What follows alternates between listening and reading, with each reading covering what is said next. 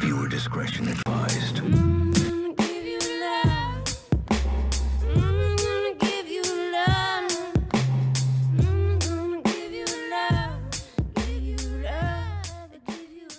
Welcome back to the Freak Show. Let's play some Billy Idol, snort some blow, and do some midnight man aerobics while we review episode 4 of AHS 1984 titled True Killers. Now the episode begins with our badass favorite character, Montana. She's leading a midnight man aerobics class when Ramirez enters and lets, I guess, the music move his body awkwardly. I don't know. Montana calls him out though, saying her class is for serious guys only. Lord have mercy, y'all. Billy is all jiggly in all the right places for me. Whew. Soon Montana is called out by one of her clients, Ron, for the music she picked.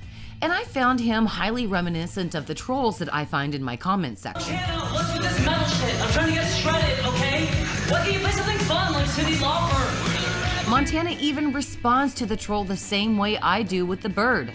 And Ron angrily exits the class. Montana goes to the locker room afterwards to change and finds what I feel was one of the most romantic presents ever given in the history of courting, Ron's dead body. I mean, I'm impressed with flowers and mixtapes, but the dead body of a troll is a pretty good one too.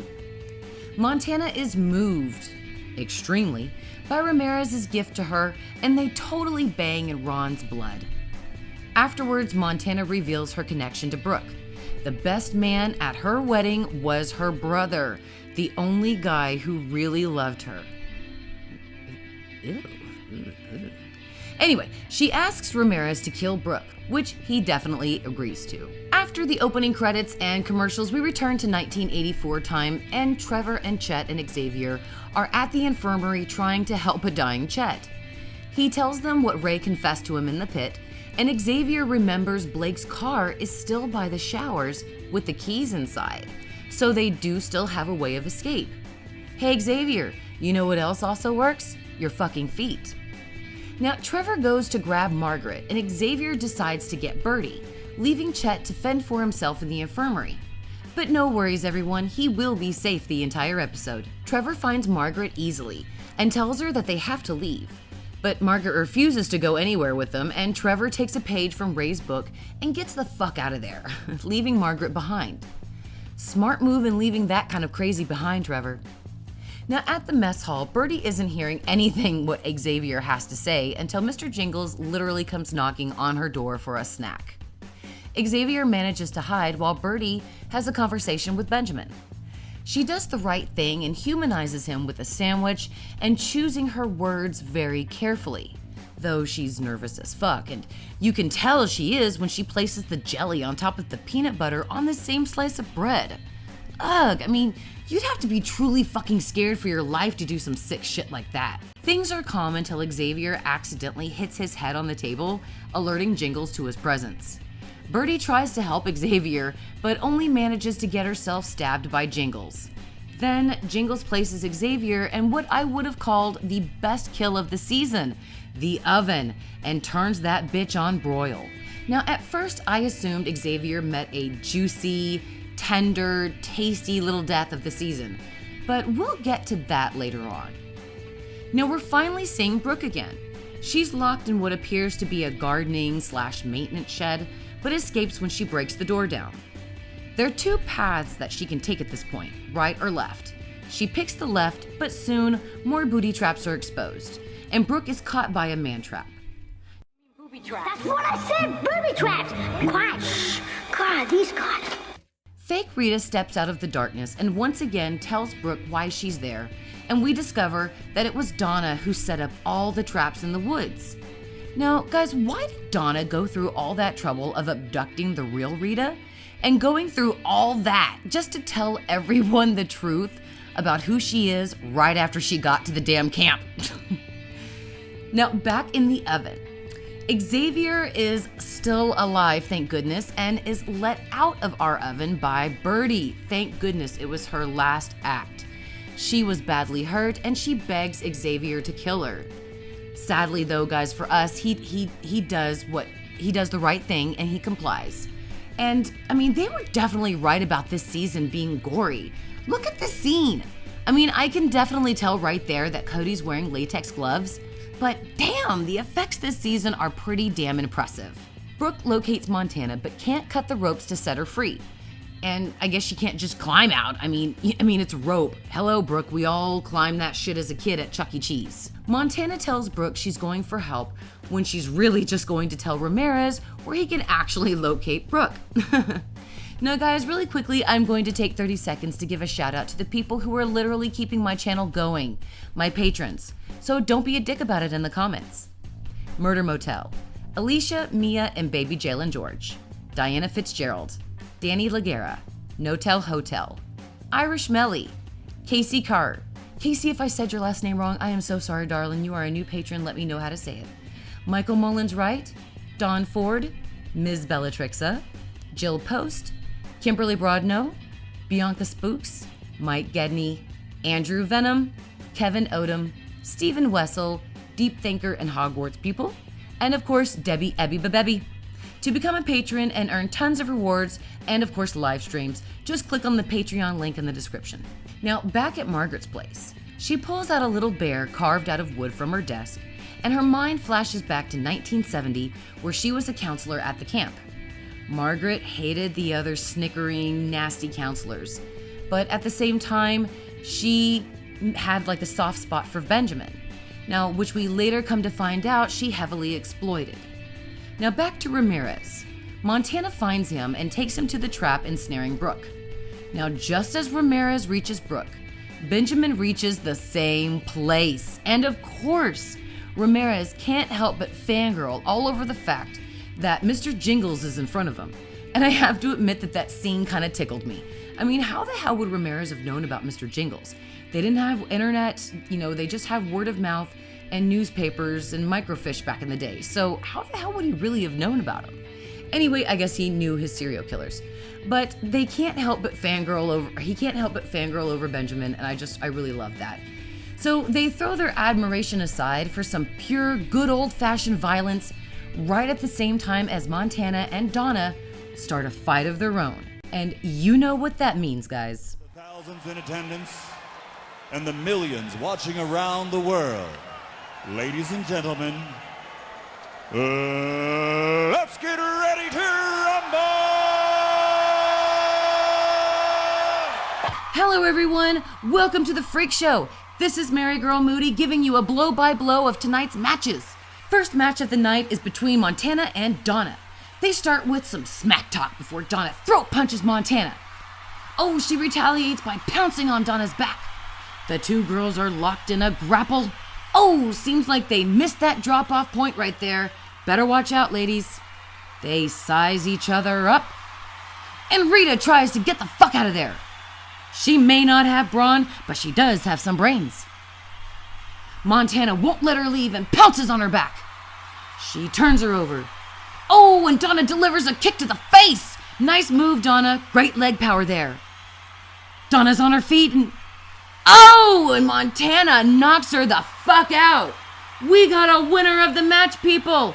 Winner is Montana. And now, ladies and gentlemen, let's go to the ring where our main event is in play.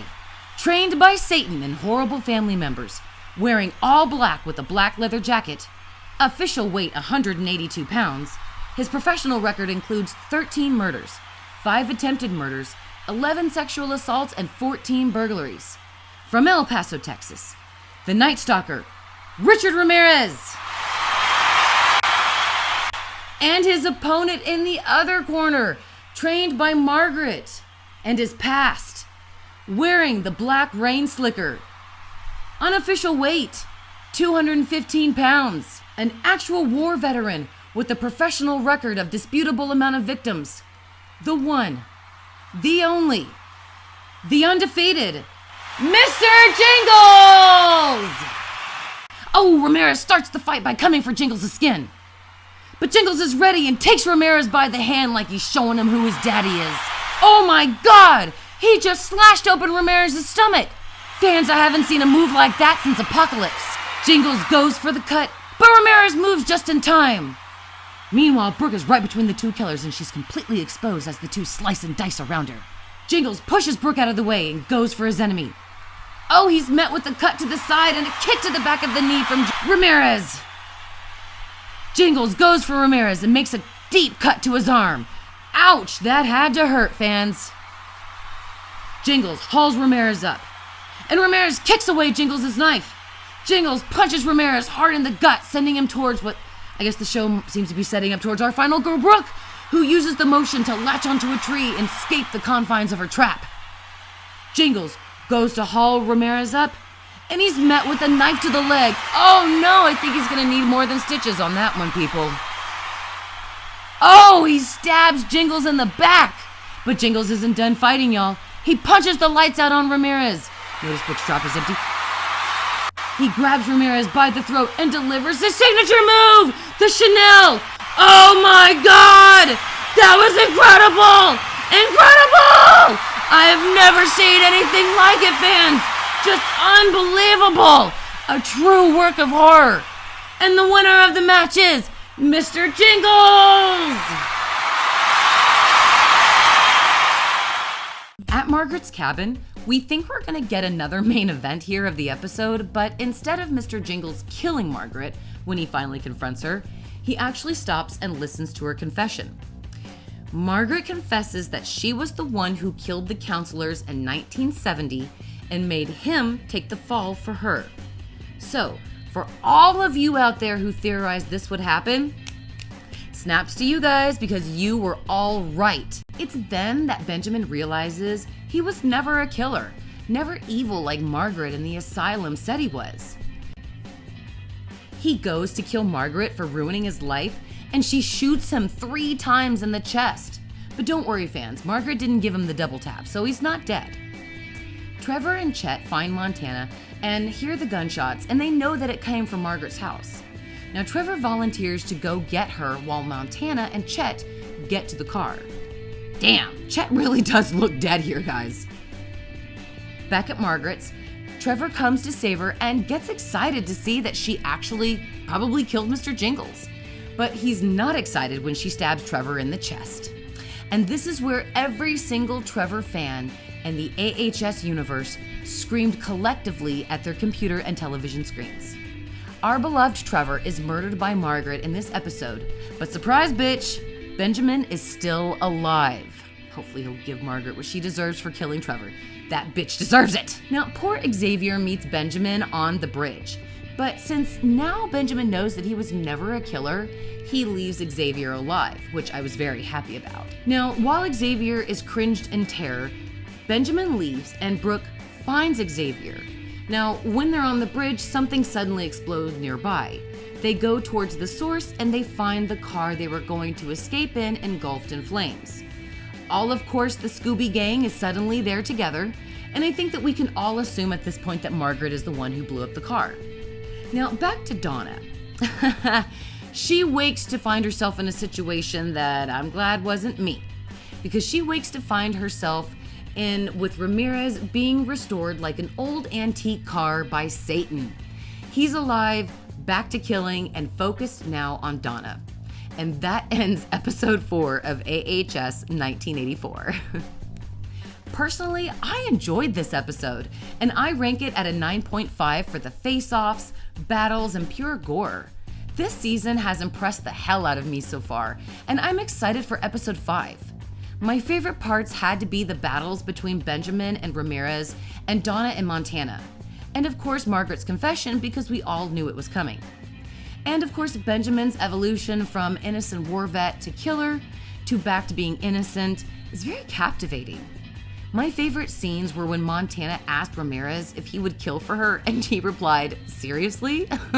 And they looked over at Ron's dead body. Now, when Chet was almost dead on the cot, Trevor injected him with adrenaline. I remember seeing that scene and I muttered to myself, take that needle out before he wakes, because it reminded me so much of that scene in Pulp Fiction. Then Chet suddenly jolted awake and all that blood squirted out of his wound and made things worse. It was hysterical and yet so damn serious all at the same time that it was so fucking 80s. I loved the special effects and the gore of Xavier being roasted in the oven, and the emotion of him having to kill Birdie. The rumble in the woods, you know? Oh, and Billy Lord and Lacey spandex. Oh, God, that was definitely my favorite. The backstories, the revelations, all of it was awesome, guys, and I'm absolutely just love this episode. It actually seems like this season is straight out of Ryan and Brad's mind, and that's the way we like our seasons. Now, next week we'll see Ramirez coaxing the darkness out of Donna, along with some of her backstory. Can't wait for that. Xavier goes crazy and thinks everything in the camp must burn. Benjamin finds Margaret and gives her a cozy hug of love. And things with Montana and Brooke finally come to a head. Now, if you can see behind Montana here, it actually looks like daylight outside. So hopefully episode 5 will transition into the next morning, which my assumption is there will be no children showing up to the camp. And of course, Donna will confess again, but to Montana and Xavier. Damn, that woman seriously cannot stop spreading her truth, like Ray cannot stop running from danger like a little bitch. Now, what are your thoughts on episode 4? Since this is my video and I've done nothing but chat, let me know your thoughts in the comments. If you liked my review and synopsis, click that like button, or you can take it one step further and become a patron.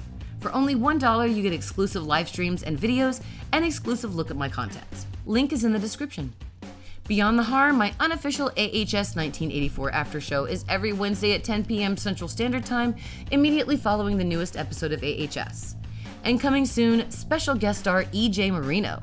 Now guys, don't forget the AHS Halloween costume contest is actively going in my group, The Freaks of AHS on Facebook. Best costumes win $20 Amazon gift cards.